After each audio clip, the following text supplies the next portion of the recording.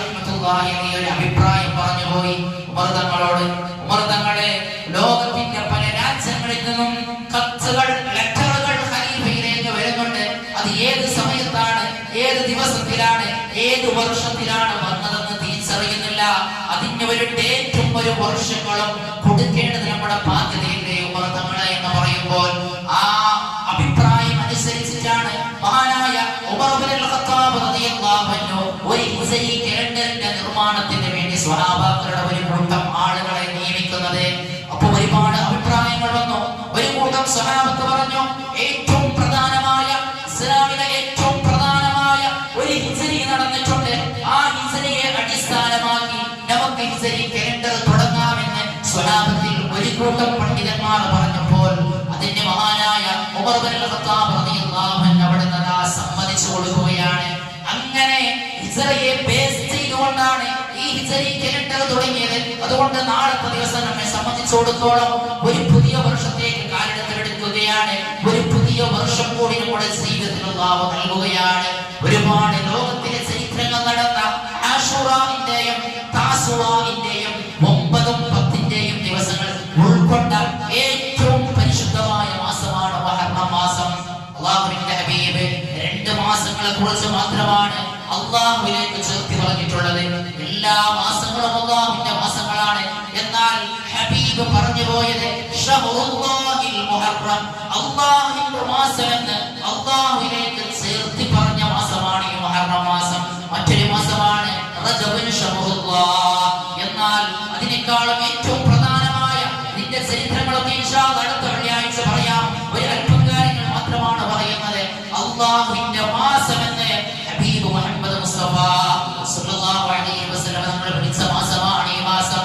ഈ മാസത്തിലാണ് ഏറ്റവും പ്രധാനമായ സത്യത്തെയും അസത്യത്തെയും വേർതിരിക്കുന്ന, ഹക്കിനെയും ബാത്തിലിനെയും വേർതിരിക്കുന്ന ഒരു പലായനം, ഒരു ഹിജ്റയുടെ യാത്ര നടന്നത് ഈ മാസത്തിലായിരുന്നു എന്ന് പരിശുദ്ധ റസൂൽ മുഹമ്മദ് മുസ്തഫ സല്ലല്ലാഹു അലൈഹി വസല്ലം ഒരുപാട് പാഠങ്ങൾ ഈ ഹിജ്റയുമായി സംബന്ധിച്ച് നാം പഠിക്കേണ്ടതുണ്ട്.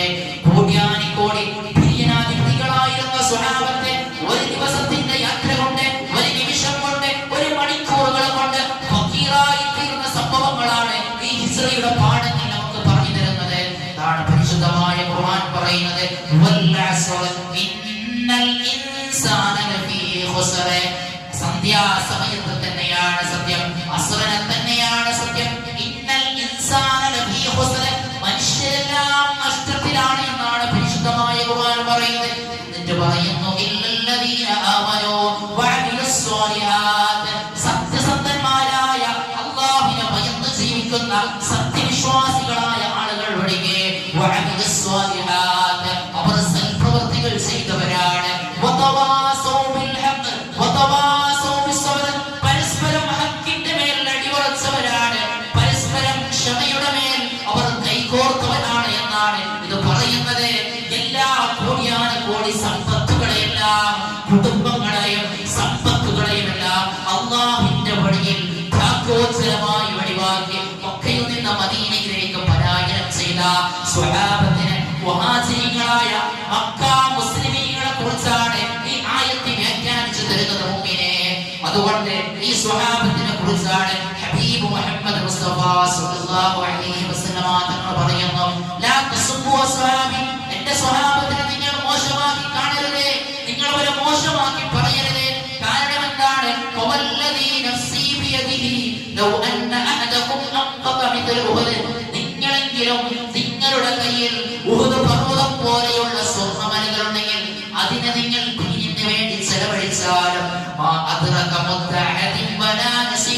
എന്റെ സ്വഹാബത്തെ ഹിജ്റയുടെ സമയത്ത് അവർ ഒഴിച്ചുപോയ, അവർ ത്യാഗം ചെയ്ത ഒരു മുത്തിനിക്ക്, ഒരു കയ്യിൽ പിടിക്കുന്ന ഒരു മുത്തിനിക്ക് സമാനമാവുകയില്ല. അവർ ചെയ്ത ത്യാഗങ്ങൾ വല്ലാത്ത ത്യാഗങ്ങളാണ്. ഹിജ്റയുടെ പാഠം പറഞ്ഞു തരുന്നതാണ്. ഒരു ലീഡർ, ഒരു ക്യാപ്റ്റൻ എങ്ങനെയാകണമെന്ന് പറഞ്ഞു തരുന്ന പാഠമാണ് ഹിജ്റ. മക്കയിൽ മുശ്രിക്കീങ്ങളുടെ പ്രയാസങ്ങൾ സഹിച്ചപ്പോൾ, തന്നെ വിശ്വസിച്ചു വന്ന തൗഹീദിലേക്ക് വിളിച്ചപ്പോൾ, ആ തൗഹീദ് സ്വീകരിച്ച ആളുകളെ ഒറ്റയിരുന്നുകൊണ്ട് ശത്രുക്കൾ കൊല്ലാൻ വന്നപ്പോൾ എല്ലാവരും ഉപേക്ഷിച്ച് നബി തങ്ങൾ പലായനം ചെയ്തു പോയില്ല, ഓടി